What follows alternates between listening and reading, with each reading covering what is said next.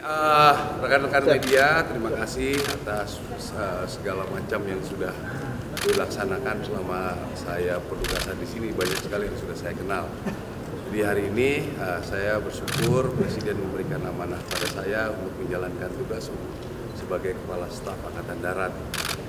Mudah-mudahan nanti saya akan bisa mengerjakan ini dengan sebaik-baiknya. Saya kira secara umum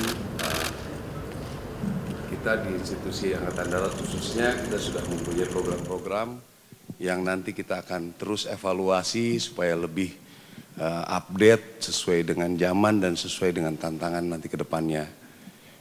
Saya kira juga teman-teman wartawan supaya jangan tanya lagi tentang pemilihan umum. Saya yakin saya akan pastikan bahwa TNI Angkatan Darat khususnya harus netral. Saya pastikan itu. Dan sebetulnya rekan-rekan media juga tahu kita sangat bereaksi cepat kalau ada kejadian-kejadian yang seperti ini. Yang lain juga kita cukup cepat kalau ada pelanggaran-pelanggaran. Saya kira itu ada pertanyaan, usul, saran? Pak Luhut nangis ya saat berpelukan dengan Bapak? Ya, jadi ya kalau kita dibawa keluarga, Pak Luhut ya dulu juga punya cita-cita jadi kasat. Cuma ya sekarang cukup mantunya saja lah. Ya, ide.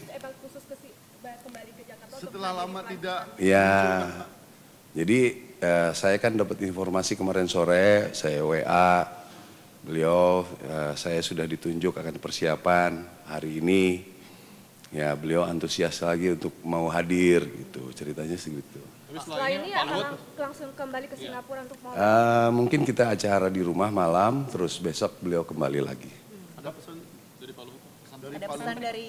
Ya, seperti biasa kalau Pak Luhut sudah mulai sembuh, pasti langsung perintah dan pekerjaan supaya Angkatan Darat bisa bisa lebih baik lah kalau sebenarnya apa ya? Arahan dari Presiden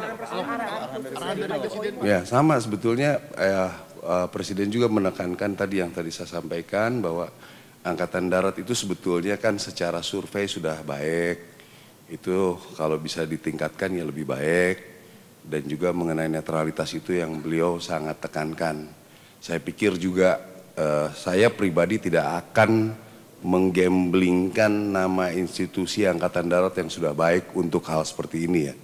Saya tidak mau, nanti ini akan menjadi sejarah yang panjang bahwa kami di TNI Angkatan Darat khususnya tidak netral dalam pemilihan umum gitu. Pak, berarti bakal ada sanksi tegas apabila ada prajurit TNI AD yang nakal mungkin di pemilu? Itu sudah pasti ya, karena zaman sekarang itu kan mencari bukti itu tidak sulit. Banyak orang misalnya tiba-tiba sudah ada rekaman video, sudah ada ini ya. Jadi sangat mudah sebenarnya kan. Saya pikir Angkatan Darat khususnya itu akan cepat merespon hal-hal seperti ini ya. Kalau sudah ada bukti ya kita pasti ada tindakan gitu.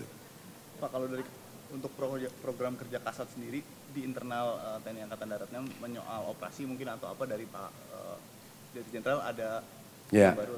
Ya banyak hal ya, kebetulan mungkin rekan-rekan media dengar beberapa hari yang lalu juga anggota saya ada yang gugur juga.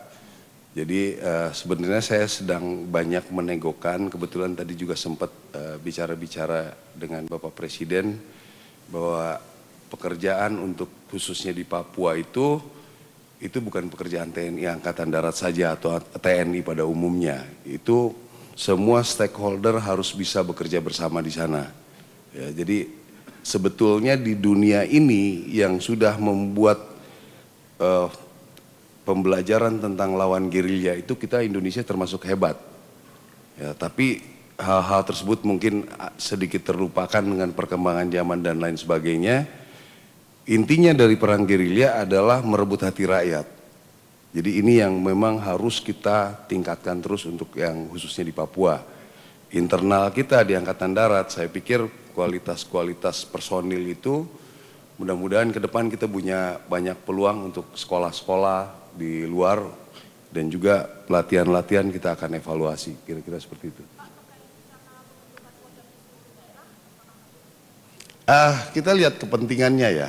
Kita juga kan sebetulnya dulu tahun berapa terakhir itu Kalimantan jadi 2. Bagaimana nanti kepentingan provinsi tersebut, apakah masih bisa terhandle dengan 2-3 provinsi dengan 1 kodam dan lain sebagainya, kita akan pelajari.